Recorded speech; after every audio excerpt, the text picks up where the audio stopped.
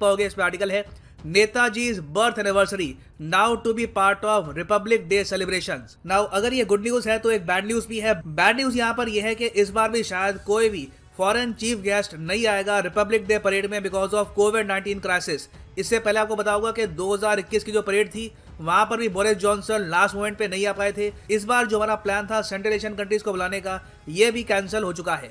Now discuss करते हैं इस पूरे टॉपिक के बारे में, बहुत कुछ आपको जानने को मिलेगा। मगर आगे बढ़ने से पहले आपसे एक क्वेश्चन पूछूंगा। क्वेश्चन यहाँ पर यह है कि रिपब्लिक डे सेलिब्रेशन जब खत्म होते हैं तब आखिरी सेरेमनी कौन सी होती है। यह है यहाँ पे आपकी option, fly past by Indian air force, republic day parade, president's address to the nation या फिर beating the retreat. Comment section में करिए उत्तर, सही आंसर आपको मिलेगा वीडियो के एंड में। देखिए बैड न्यूज़ की अगर हम बात करें तो कोविड-19 की वजह से दुनिया भर में हम देख रहे हैं कि बहुत से इवेंट्स कैंसिल हो रहे हैं। ऑलरेडी आपको पता होगा कि चाइना के जो विंटर ओलंपिक्स हैं, जिनको एक बार को डिप्लोमेटिक बॉयकॉट नहीं रोक पाए, हो सकता है कि कोविड-19 इन ओलंपिक्स को रोक दे। ऑलरेडी चाइना ने जो टिकट्स हैं इन ओलंपिक्स की, ये सेल करनी बंद कर दी है। बहुत ही ज्यादा स्ट्रिक्ट मेजर्स ये लोग ले रहे हैं, कोशिश कर रहे हैं कि कोविड-19 पैंडेमिक के बावजूद ये अपने 2022 के विंटर ओलंपिक्स प्रॉपरली आगे बढ़ाएं। तो ऐसे टाइम में जो सेंट्रल एशियन कंट्रीज हैं वो भी यहाँ पर यही कह रहे हैं, इनके प्रेसिडेंट भी ये कह रहे हैं कि ये लोग ट्रैवल नहीं कर पाएंगे, इंटरनेशनल ट्रैवल काफी रिस्की आज के समय। हाँ, मगर ये जरूर होगा कि ये पांचों सेंट्रल एशियन कंट्रीज की एक वर्चुअल मीटिंग होगी with the PM of India. उस मीटिंग में पॉसिबिलिटी है कि इंडिया डिक्लेयर करे कि हम लोग नए यहाँ पर लोन्स देंगे, फाइनेंशियल असिस्टेंस यहाँ पे प्रोवाइड करेंगे। That can very much happen.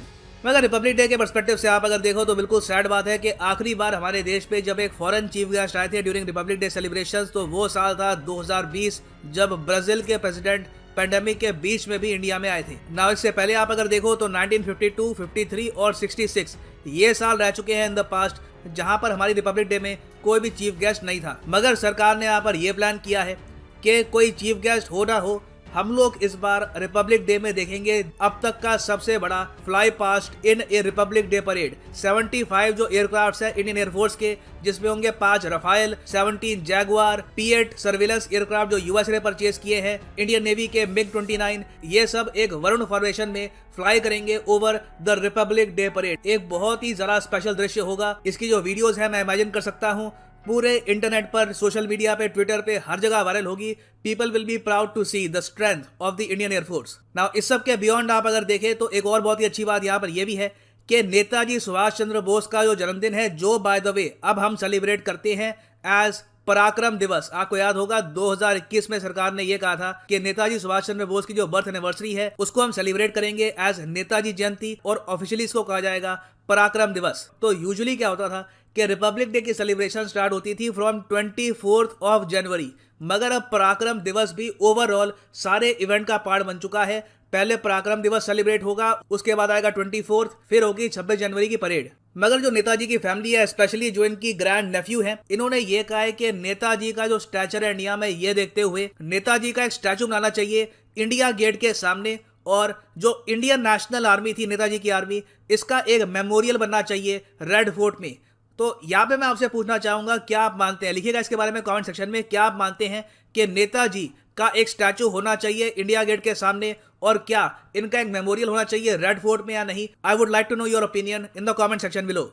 इस सब के अलावा देखिए रिसेंटली एक आप कह लीजिए कंट्रोवर्सी भी हुई है। कंट्रोवर्सी यहाँ पर यह है कि वेस्ट बंगाल की भेजी गई जो झांकी है, ये सेंट्रल गवर्नमेंट ने रिजेक्ट कर दी थी। अब झांकी क्या होती है, जैसे आपने ये देखा होगा, जो परेड होती है रिपब्लिक डे में, वहां पर जो मिनिस्ट्रीज हैं, जो डिपार्टमेंट है गवर्नमेंट के, जो स्टेट्स है, यूटीज हैं, ये यहाँ पर भेजती है अपनी झांकी, और ये इस तरीके से परेड का पार्ट बनती है। तो वेस्ट बंगाल ने भी एक झांकी अपनी भेजी, और इस झांकी में रविंद्रनाथ टैगोर, सुभाष चंद्र बोस, जो महान पर्सनालिटीज निकली है फ्रॉम बंगाल, इनको कमेमोरेट किया गया था। मगर सेंटर ने जो ये टैब्लू है ये कर दी रिजेक्ट। इस चीज को लेकर वेस्ट बंगाल की सीएम ने यह कहा कि सेंटर को अपना जो निर्णय है चेंज करना चाहिए। इन्होंने चिट्ठी भी लिखी है पीएम ऑफ इंडिया को। मगर जो हमारे रक्षा मंत्री हैं, इन्होंने बाद में ये समझाया कि देखो काफी बार ना रेपिटेशन हम अवॉइड करते हैं। ऑलरेडी जो CPWD है, ये डिपार्टमेंट है सरकार का, वो ऑलरेडी एक झांकी निकालेगा जो ओमाज पे करेगी नेताजी सुभाष चंद्र बोस को।